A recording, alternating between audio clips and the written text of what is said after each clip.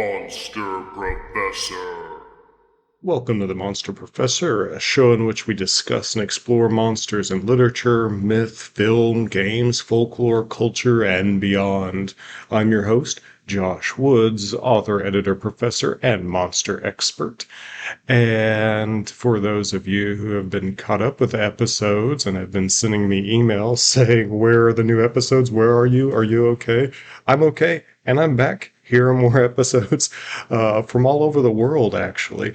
So it's cool to find out how many people around the world love monsters in many of the ways that I do.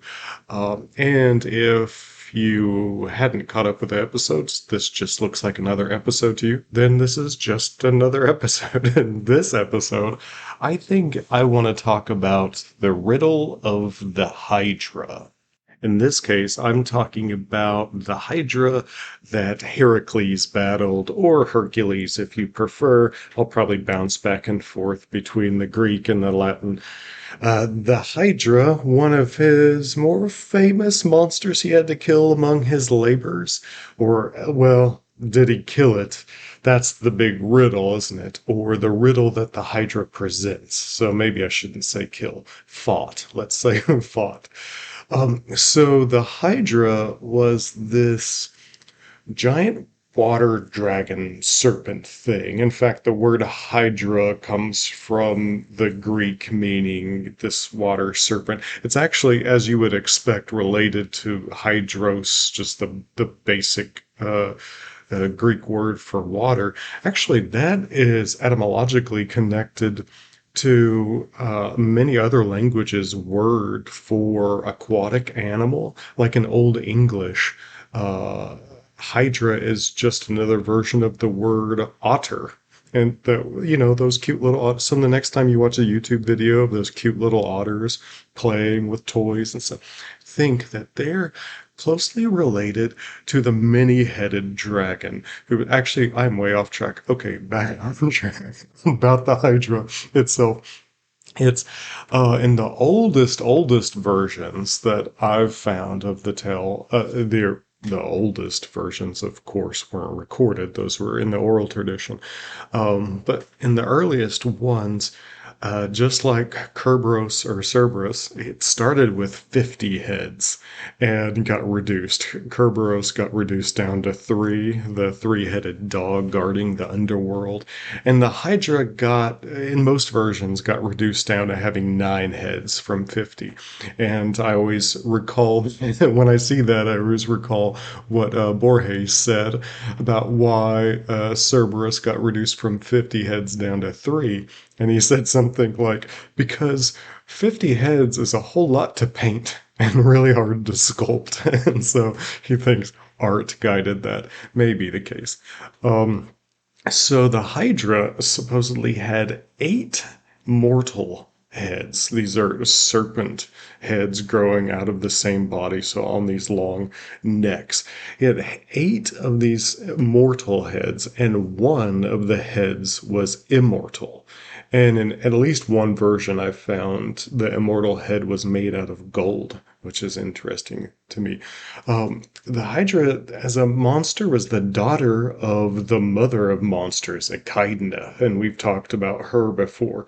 Basically, if you can name a monster out of classical mythology, there's a pretty good chance it was the child of Echidna. And so, yeah, the Hydra, like a lot of dragons in these ancient myths, or serpents in these ancient myths, a lot, not all, but a lot of them, she's female. And she was nurtured by Hera in the swamps of Lerna. A lot of the versions go that Hera knew she was going to hate Heracles from before he was born and was nurturing the Hydra in that case, or perhaps after he was born, nurturing the Hydra and helping it grow to be big, powerful, and monstrous. Lerna is this little Greek coastal town. I went there in VR. It didn't seem very swampy to me. It seemed like a nice, dry, coastal cliff Greek town. Walked around in VR there, looking for a swamp or a snake. Didn't find one. but maybe back then it was quite swampy. Um, and so, as one of Heracles' labors, he has to go defeat this thing. He's already defeated some monsters in his past, such as the Nemean lion, and so he's not that worried, or he doesn't seem to be.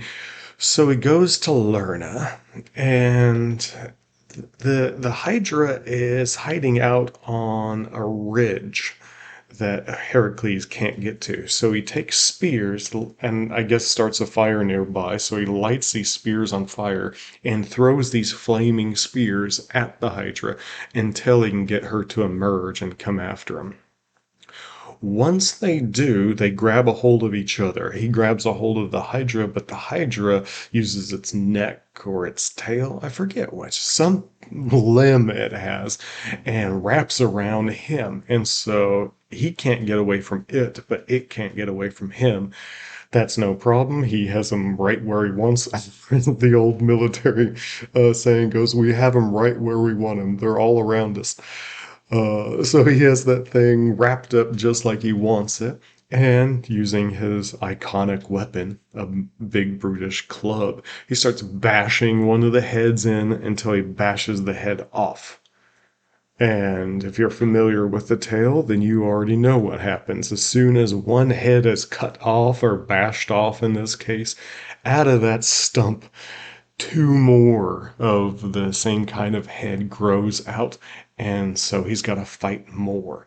And so in this, we haven't quite got to what's the riddle here. I'm just describing this thing, but I like when we encounter these ancient stories of heroes fighting monsters. I think it's interesting to play out, well, what type of monster is this versus what other type? Like, what's distinguishing this monster from other types? The Nemean lion, what was special about it was that its hide couldn't be pierced. And so Heracles had to find a way to kind of use itself against itself, kind of thing. And so, like, well, in this Hydra, what's distinguishing it from others, one of the features is as soon as you think you're solving it, you've actually just doubled your problems. And I don't think I'm too far off track to start thinking of not to reduce monsters to just like symbols of problems in life, but I think they can be used at least in applicable ways. What if the monster he's encountering is a certain kind of problem in life or problems in life? If this thing is many headed, then what if the Hydra is something like problems? And there are some kinds of problems that if you just try to solve the instance of that problem coming at you, if it's this dragon with many heads and you're bashing in off one of its heads, are there kinds of problems that you think you're solving, but actually all you're doing is just multiplying the thing? And maybe we'll come back to that in a second. No, we won't come back to it. I'll just try to come up with an example off the cuff. Those of you who aren't listening in America and don't know about the American war on drugs might need to look it up to find out a little bit more. But those of you who have lived in the past, I don't know, 30 years, have seen the American war on drugs. And a lot of that involved arresting drug users off the streets. I don't know what our stats are right now, but I think we've been losing the war on drugs since it started. It seems, in fact, only to have multiplied. Is it because perhaps we're just bashing off the heads of the Hydra and two grow in its place, rather than getting at what's the real root of the problem, or how do you stop the instance of the problem and keep it from coming back or multiplying? Well, so this is one thing that Heracles, he's not, maybe not the war on drugs he has to grapple with, but he's grappling with at least the Hydra, the many-headed Hydra. And while these heads are turning from 8 to 10 to 14 and his problems are getting worse, a crab comes along to help out the Hydra while he's tied up. I like to think that the Hydra and this crab were friends. And this crab comes out helping its Hydra friend, or maybe the crab was in love with the Hydra. Maybe he had a crush on her. Anyway, so the crab comes and attacks Heracles' foot. In Apollodorus, it bites his foot. I think some of the old images are showing the snippers get at him. And by the way, the Hydra and the crab, which is cancer, meaning the same thing, like with uh, ancient Greeks were think of it. Yeah, I think it was ancient Greek physicians kind of noticed that cancer reminded them in shape of a crab. And so they just essentially used the same word. And so now Heracles is having to battle cancer and this many-headed Hydra, which could be, in many ways, all sorts of representations of life being hard for you, and Heracles being, of course, the icon of struggling against the hardships of the world. Um, and so he's getting frustrated. He manages to kill the crab, but it's not really doing much for his Hydra problem because he can't solve it. And so he finally calls out for help from his cousin, his nephew, Iolaus. Oh my God, I should have researched that one to double check. If you're remembering it well right now, you're going, it's his cousin or it's his nephew, Josh. Get that right. I'm gonna let that go and let you have the win on that one. I can't remember if it's cousin or nephew. Let it go. Okay, keep going. So he calls out for Iolaus to come help, and Iolaus either has the idea, I think Iolaus comes up with the idea of burning the stumps as soon as they're bashed off before they can grow out, or the budding heads. And so Heracles bashes off another couple heads, and Iolaus comes with a brand and scorches or cauterizes the wounds so that the heads can no longer grow back out. Ah, so they found a way to beat down the problem without it multiplying. This, of course, only works on the 8 necks that had the heads that were mortal. Because remember, one of these 9 heads is immortal. So, how do you kill something that's immortal? Well, in classical mythology, you don't. They loved their rules about those kinds of things, and so you can't. If it's immortal, it can never, ever die. You might be going like, well, what about the Titans that the gods defeated and killed? They didn't kill them. They imprisoned them because you can't kill a Titan because it's immortal. There's one weird exception with Prometheus. Well, actually, two with Chiron. But anyway, we'll off track again. We'll not get into that. Okay, so we still have this one possibly golden immortal head. You can't defeat that, Heracles. Well, Heracles comes up with the idea. Yes, I will. He cuts off that head. I assume they again cauterize it so 2 more immortal heads don't pop up. That would be very bad. And he takes the head to the side of the highway and lifts and drops. I like to imagine him lifting and dropping anyway, a huge boulder on top of the head and buries it there so it can be buried for all time, forever. And it's immortal, so it's just going to stay alive, buried alive under there, just the severed head. Quite angry at him, I'm sure. The body is dead now, but that head is still alive. And Heracles has solved the problem of the Hydra. And if we're going down my kind of perhaps heavy-handed symbolic reading of it, he has solved all problems. He has not only solved the problems that keep multiplying but can be cut off and burnt down at the stubs so they can't multiply anymore, but he's even defeated the problem that can't ever go away. Or has he? Now therein lies the riddle of the Hydra. Because if if each one of these heads is some kind of problem in life, and he found a way to solve the cause of the problem by cauterizing it to keep it from coming back, no matter what, you still have one problem that will never go away. I don't know if cancer was a hint at it, but he defeated cancer. Not everybody can, but Herakles could.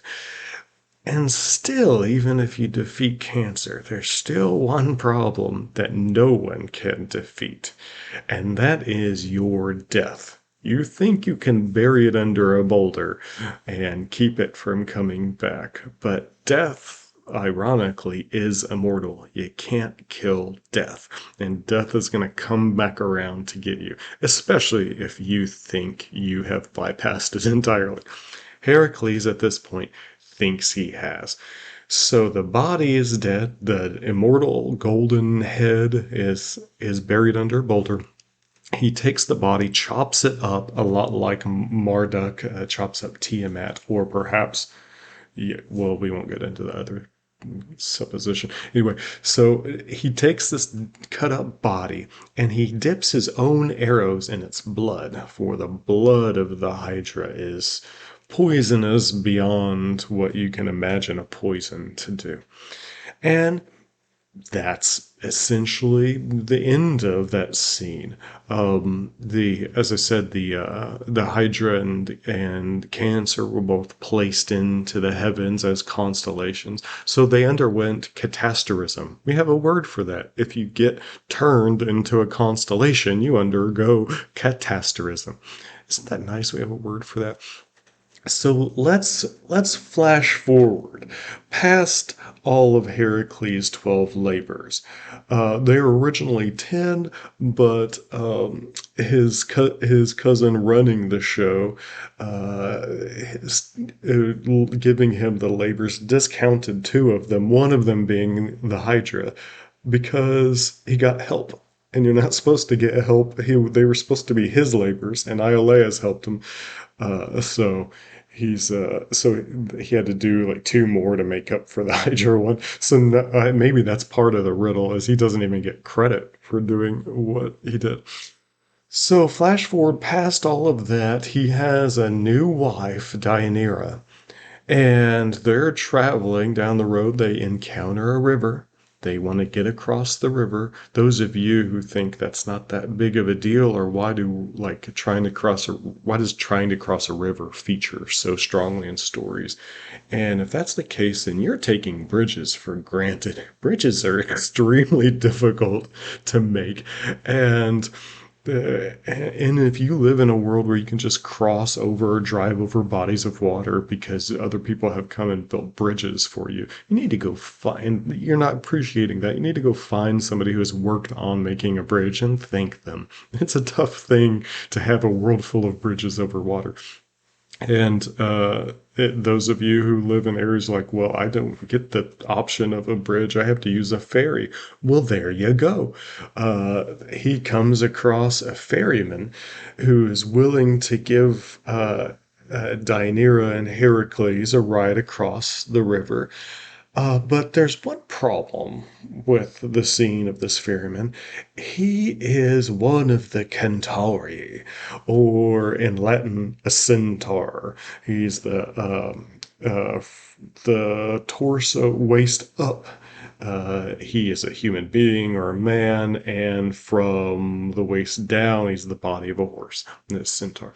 And Heracles has a long, nasty history with fighting centaurs. They do not typically get along, with the one exception of Chiron, but he wasn't actually the same race of centaurs. But again, try not to get off track, Josh. And so he's not really trusting this one, and this one, and his name is Nessos, is saying that he can only hold one at a time. And so first he's going to take Heracles' wife Deianira across the river, and reluctantly Heracles agrees. Deianira gets on the ferry with him. Nessos takes her to the other side of the river, away from where Heracles is, and there he tries to abduct her or run off with her. And so Heracles, his suspicions were valid, and he should have actually listened to his gut feeling about a centaur. Don't never trust a centaur. Uh, so in this case, Heracles still has arrows that are poisoned, and this has been many years since the Hydra fight, and so that's how potent this poison is. And in fact, if you're following this story along from beginning to end, you might have even forgotten how he has poisoned arrows or how he has them. But he does. He takes one of these Hydra poisoned arrows and shoots across the river and hits Nessos before he can totally run away with his wife. So Nessos, across the river, is dying a horrible death because this is a burning poison in your blood. And Heracles is swimming the river, I think, to get across. He's getting across to catch up with him somehow. And in his dying moments, Nessos is talking to Deianira. And he's saying, before I die, or as I'm dying, take some of my blood and save it in a vial. This poisoned blood is actually going to work for you like a love potion. And he's telling her that if she suspects Heracles to be unfaithful, or that he will be unfaithful, or dump her for another wife, and he has a history of doing this kind of thing, so that's a pretty good guess on Nessa's part, and a pretty good thing to worry about if you're Deianira and you're wanting to keep your husband Hercules. She's probably already heard about his past. Then, if you give him this potion in some way, coat a robe with it, for instance, and put that robe on him, then he will turn faithful to her. And she believes him, or she's perhaps more worried about Heracles leaving her than she is suspicious of this centaur who just tried to abduct her. So, for whatever reason, she believes him and keeps a bottle of this Hydra poisoned blood from this centaur. Keeps that secret from Heracles. Okay, flash forward, time goes on. Sure enough, Heracles is on his way home with a new wife, Iole, and the princess Iole. Now, technically, he already won her in an archery contest years back and was refused her by the father because father knew that Heracles had actually gone berserk and murdered his own children a long time ago. That's in the past as far as Heracles was concerned. So he always considered her rightfully his even before he had met Deianira. Regardless, he's married to Deianira now, but here he comes back home with his new bride, Iole. And Deianira hears about this, either saddened or enraged, it's not quite clear, but she has a solution. The love poison. Actually, those are the two, etymologically, those are the same word, poison and potion. They just branched off into different versions of that same word. We eventually started associating one with bad and one with good, but they mean the same thing. So I guess it's redundant to say poison potion. So let's call it the love blood of the Hydra. No, let's not call it that. But anyway, so Deianira takes this Hydra blood, essentially, and that she got out of the centaur, and coats his robe with it. And then when he comes home, she welcomes him with Iole. She welcomes him, puts this robe on him. No. She has it sent to him by one of their kids. I screwed that up. Okay, no, I'm remembering. She sends it to them through one of their kids. To Heracles as a welcome home gift. He puts on this robe or this cloak, and then his skin starts heating up, and then whips smoke start coming into his own nostrils from his own flesh burning. The pain begins to rack him and burn deeper and deeper in past his skin into his veins. this poison is burning like acid, and he's trying to rip the cloak off, and he can't. It's impossible to get off, and yet it's not killing him, and he's just in tormented and horrendous pain. He he rushes after Deianira to confront her about this betrayal before he inevitably dies, because there's no way, you can't get it off. There's no antidote for this thing, and he's just burning in terrible misery, and all he wants to die, but he wants to confront her. Before this, he finds that she's already got word that she is what she has unintentionally done to her husband. And so he finds her dead, having killed herself out of despair. So he has a pyre built for himself, and then throws himself on it and is immolated, and that's the death of Hercules. Or another version of it is he's burning on this pyre, and then a big one of Zeus's thunderbolts strikes it, and it's all disintegrated and there's no trace of him. Another version is burning from this poison, he throws himself into the waters of Thermopylae, the hot gates, the natural hot springs over in Greece, where the famous Spartan battle of Thermopylae against the Persian armies happened, and that's why they're hot steaming waters. Whatever, either, no matter how you go with it, that's the end of the greatest hero of the classical world, Heracles. He is finally dead and killed because he has to kill himself, because the pain of the poison that came from the Hydra. This head still under this boulder, still alive, but Herakles is not. The Hydra was not defeated. You want to know which monster killed Herakles? It was the Hydra all along. Therein lies the riddle of the Hydra. It still caught up with him, even though it had to go through getting itself almost entirely killed, and threw its blood into Heracles' arrows, which went into a centaur, which went into the centaur's blood, which went into Deianira's love potion, which went onto his robe, and this is over the span of many years, which went onto him, which burned him up, and he couldn't live through it, and that finally caused him to die.